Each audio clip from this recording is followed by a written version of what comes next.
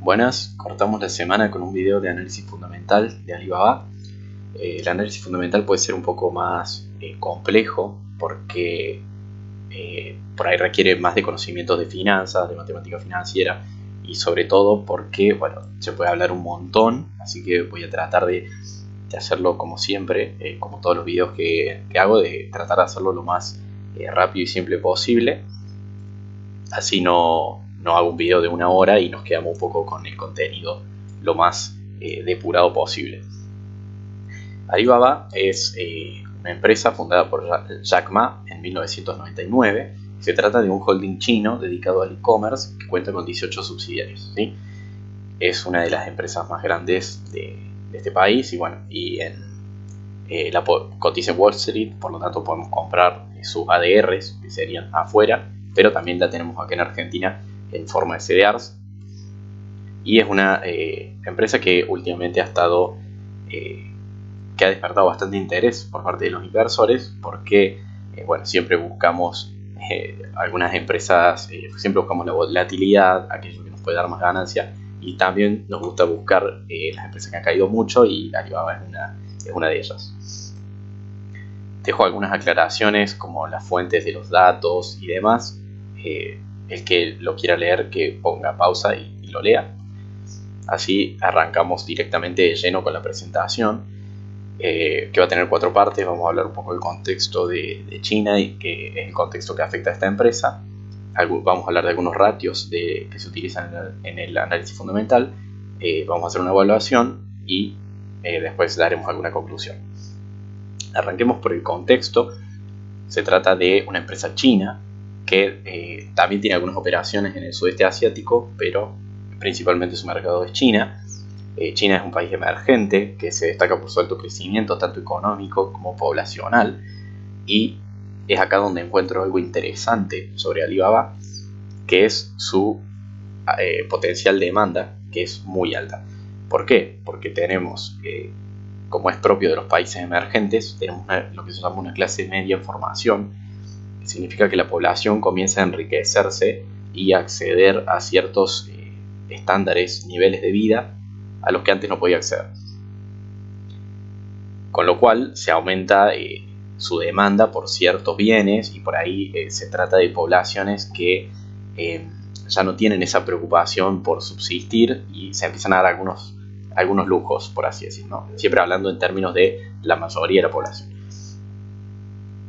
Por otro lado, tenemos un elevado crecimiento de la población como tal, con lo cual son más clientes potenciales que para Alibaba, ¿no? Tenemos entonces más clientes potenciales y también tenemos mayor demanda potencial por parte de cada uno de esos clientes. Obviamente, si bien las operaciones principales, como decía, están en China, esto es bastante similar en los demás países del sudeste asiático, donde también opera, pero en menor proporción. Parte de este contexto tiene que ver también, por supuesto, con el riesgo político de China, que creo que es la principal característica que tienen las empresas chinas, y digamos lo principal que tenemos que considerar cuando vamos a hacer una inversión en este país.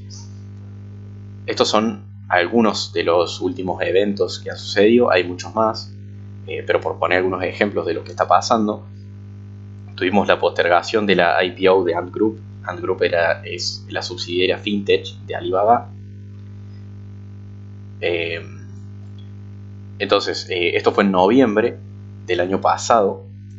A partir de ahí se dio una seguidilla de noticias malas que en un principio afectaban a Alibaba y luego se fueron como extendiendo hacia el resto de la economía china. Cuando se produce esta postergación de la IPO, Jack Ma obviamente se enoja, entra en una especie de puja con el gobierno chino. En un momento se temió que había desaparecido. A partir de ahí vinieron múltiples restricciones a las empresas de todo tipo, no solo a Alibaba, sino a empresas del sector de educación, del gaming y empresas tecnológicas de todo tipo. Más recientemente, en los últimos meses de este año, tuvimos restricciones a la minería de criptomonedas. Después vino la prohibición tanto de la minería como del uso de criptomonedas. Tuvimos hace un par de semanas, comenzó la crisis de Evergrande, el gigante chino de del real estate, de lo que sería los inmuebles, que está al borde de la quiebra o en quiebra. Con lo cual venimos de muchas restricciones que va imponiendo el gobierno, y obviamente podemos esperar que en el futuro haya más tranquilamente. ¿Por qué? Porque es un gobierno muy intervencionista, que le gusta, no sé si tener el control de la economía, pero al menos intentarlo. Y por otro lado, saliendo de todo lo que es el riesgo político, un dato económico es que el crecimiento de la economía china ha empezado a desacelerar, y es algo que bastantes analistas y economistas proyectan hacia el futuro, que no significa que deje de crecer, sino una desaceleración, con lo cual crecería a un ritmo un poco más lento. De todas formas, las tasas chinas son muy altas, pero también es natural que un país, a medida que se va desarrollando, comience a tener un crecimiento menor y a estancarse lentamente, ¿no? Esta desaceleración del crecimiento económico sería una variable que le jugaría en contra, por supuesto, tanto a Alibaba como a otras empresas chinas. Si vamos a un gráfico, tenemos de la cotización de Alibaba de los últimos años. Esto es desde que salió a cotizar en Wall Street. Tuvimos un bull market desde fines del 2015, principios del 2016, que culminó justamente, casualmente, con la suspensión de la IPO de Ant Group en noviembre, donde días previos había tocado su máximo sobre $300, y a partir de ahí inició una caída libre, en picada, hasta los $145 más o menos, donde se mantiene hoy en día.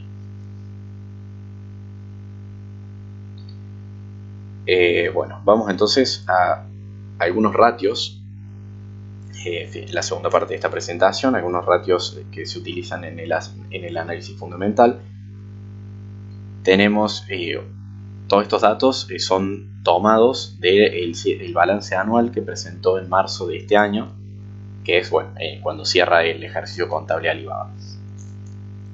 Tenemos un crecimiento anual promedio de los ingresos en los últimos 5 años de 46,4%. Si bien es un número muy grande, no necesitamos compararlo con algo para saber si está bien, si es normal o no. Tomé como empresas similares a Mercado Libre, JD y Amazon.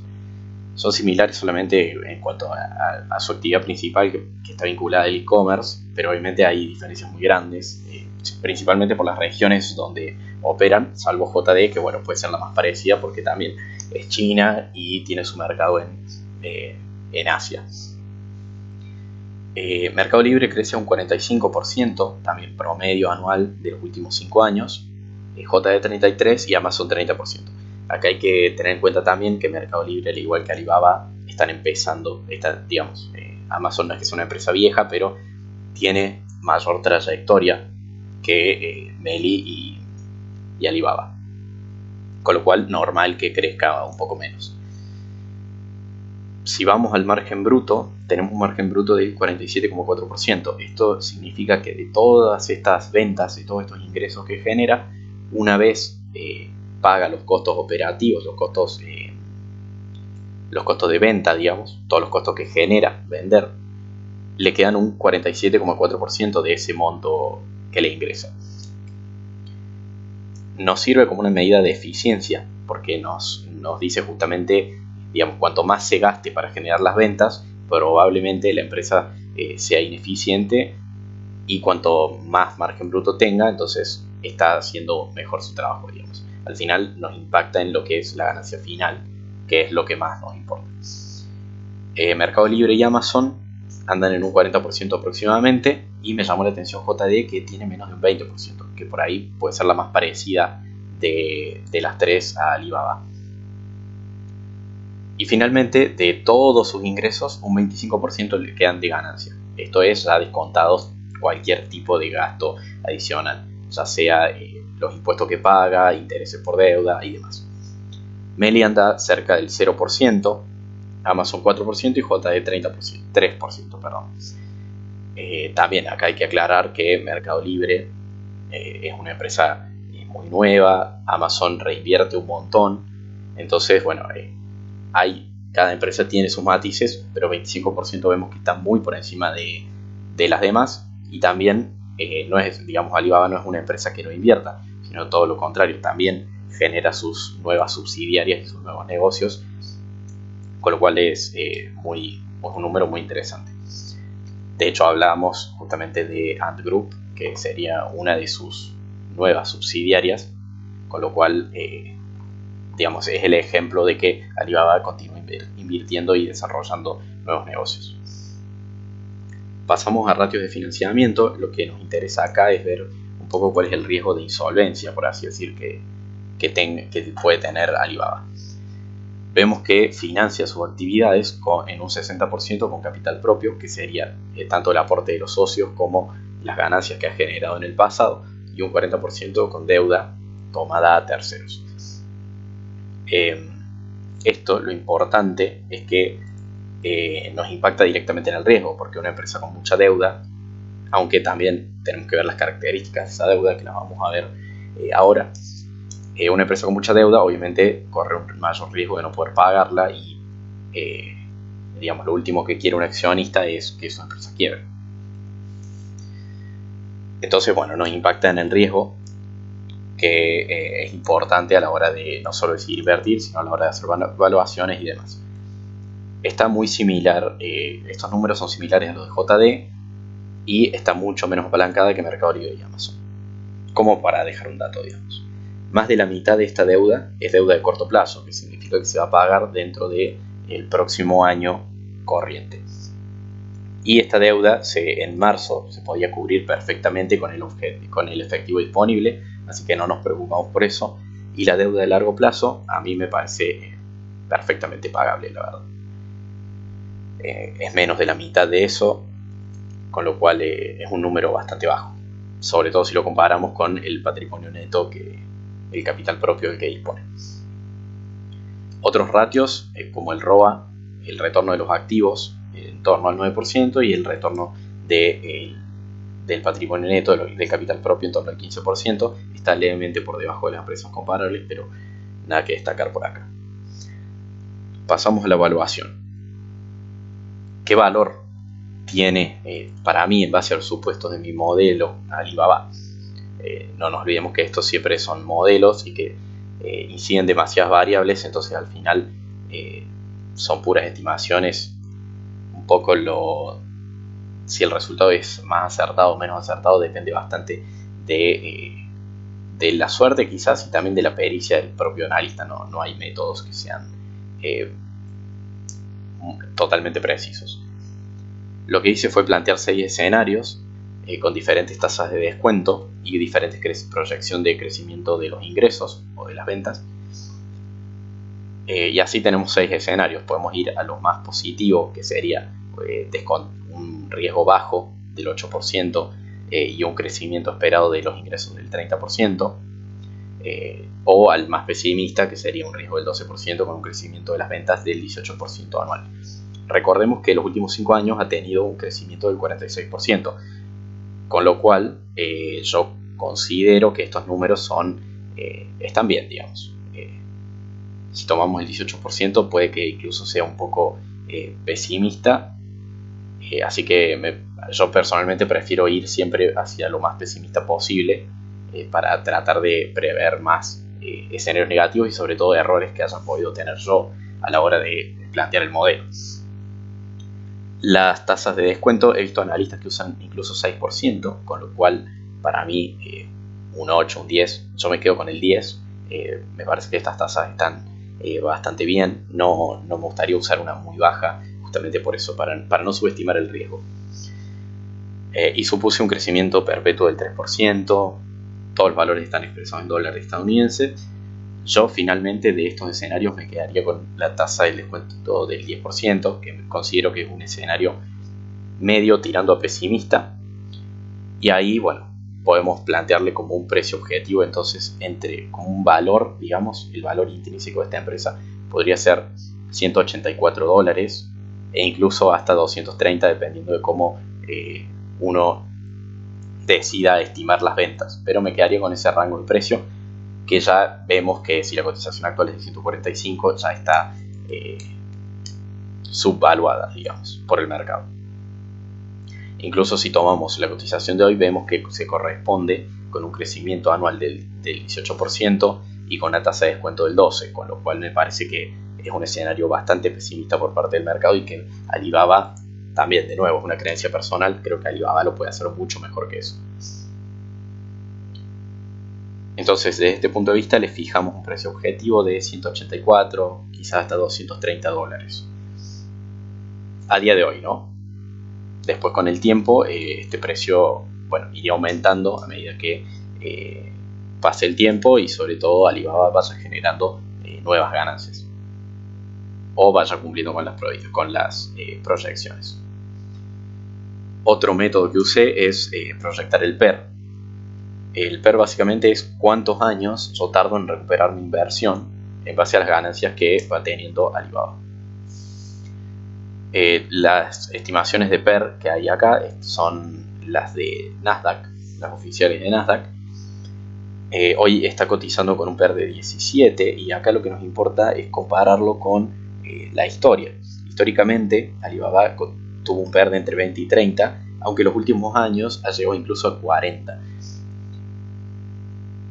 Por el tipo de empresa que es, una empresa de crecimiento, de tecnología, le permitimos un PER alto, con lo cual yo considero que incluso dentro de esos PER altos, digamos, yo le pondría le estimaría un PER de 20, 25, como para no ser tan pesimista como para evaluarla a un 15, ni tan optimista como para irme a un 40. Creo que 20, 25 es medianamente conservador y tenemos precios objetivos para esto, suponiendo que el beneficio por acción en marzo del año que viene sea de $8 por ADR. Entonces podríamos proyectar el precio a 166 si suponemos un PER de 20 o a 208 si suponemos un PER de 25. De nuevo, podríamos fijar ese rango entre 166 y 208 como objetivo, que más o menos está bastante similar al 184-230 del otro método. Con lo cual, de nuevo vemos que es una empresa que puede estar subvaluada y que puede representar una oportunidad de inversión. Por último, para cerrar una conclusión, de paso voy a contar cuál es mi experiencia invirtiendo en esta empresa. Yo hace bastante que compré, después compré en torno a $200 porque ya me parecía que era un buen precio. Después vendí una parte cuando vi que no había retorno, pero me estoy planteando comprar de nuevo, comprar más. Pero bueno, ¿por qué? Primero que nada, yo considero que el principal riesgo es político, derivado de lo que pueda llegar a hacer y de las restricciones que pueda llegar a imponer el gobierno chino, que ya vimos que digamos que no tienen límites, no les tiembla el pulso a la hora de tomar una decisión tan contundente como prohibir las criptomonedas, por ejemplo. Entonces este es el principal riesgo. Este riesgo ya era conocido, al menos por mí, cuando ya había invertido antes, con lo cual no es que esté contento, pero no, en cierta forma me lo esperaba. Estaba dentro de los planes que el gobierno chino tomara este tipo de decisiones. Y bueno, espero que a partir de ahora sea conocido por quien no lo conocía. La importancia de este riesgo es porque nosotros tenemos dos tipos de riesgo. Tenemos el riesgo que se llama sistémico. No sé por qué se me pasa sola la diapositiva. Tenemos lo que se llama el riesgo sistémico y el no sistémico. Dentro del mercado chino tendríamos como riesgo sistémico el que afecta a todas las empresas chinas por igual, que es principalmente el riesgo político, económico, de la macroeconomía. Y después está el riesgo operativo de cada empresa, ¿no? Yo considero que el principal riesgo acá es el político, el sistémico, el que afecta a todas las empresas por igual. De hecho, eso se ve reflejado en las cotizaciones de todas las empresas chinas y de todo el mercado chino, que ha venido bajando bastante últimamente. Pero que la empresa, desde el punto de vista operativo, desde el punto de vista de la empresa en sí misma, está muy bien. Para mí es una buena empresa, pero el contexto es lo que principalmente le ha golpeado. Con lo cual, esa fue una de las razones por las cuales yo decidí mantener la inversión. Si bien vendí una parte, decidí mantener porque la empresa sigue funcionando bien, que era lo que a mí me interesaba, y el riesgo político ya estaba previsto cuando decide invertir. Sin embargo, obviamente, estas cuestiones operativas de las empresas pueden ser afectadas por diferentes cosas, como hablamos antes de la desaceleración de la economía china, por ejemplo. Podrían pasar muchas cosas que hagan que la empresa disminuya sus ventas, que tenga costos más altos, que tenga que salir a tomar deuda y se vuelva más riesgosa. En fin, pueden pasar muchas cosas, pero hoy en día la empresa, desde mi punto de vista, está muy bien. Y bueno, el problema que hemos tenido se debe obviamente al riesgo político, y yo creo que es cuestión de tiempo nada más para que los inversores empiecen a volver a confiar de a poquito, sobre todo en la empresa, a medida que la empresa vaya presentando buenos resultados y generando las ganancias proyectadas. Entonces, como una última cuestión, como para cerrar, le habíamos dado unos precios objetivos de más o menos, por poner un punto medio, entre 184 y 230, $200. Y si nos vamos al PER, vemos que está más o menos, correspondería más o menos a un PER de 25, 24, que me parece que no está mal. Así que yo personalmente me quedaría con eso, y la considero subvaluada, con lo cual me parece que podría ser una oportunidad interesante. Como siempre, estos videos son educativos, informativos, no es una recomendación de compra, sino que es una ayuda para que cada uno pueda adentrarse y realizar sus propios análisis y tomar sus propias decisiones. Muchas gracias por haber visto el video. Dejo mis redes, los enlaces están en la descripción. Cualquier duda que haya surgido, que tengan, me pueden consultar. Yo siempre trato de responder todo. Pido disculpas si algo no se entendió. La verdad que hay algunos conceptos del análisis fundamental que pueden ser bastante complejos. Traté de hacerlo lo más ameno posible. Así que bueno, cualquier duda que tengan, algo que no se haya entendido, me lo pueden dejar en los comentarios, me pueden hablar por Instagram y voy a tratar de solucionarlo, ¿sí? Muchas gracias y que tengan una muy buena semana.